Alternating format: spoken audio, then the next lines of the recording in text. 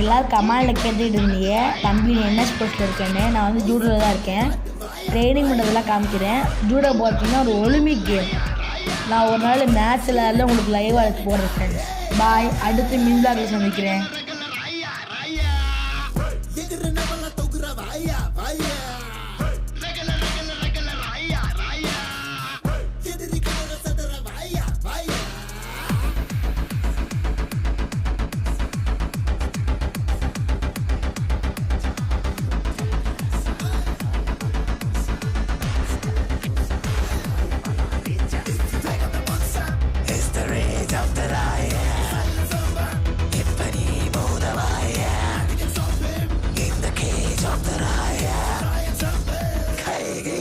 Goodbye.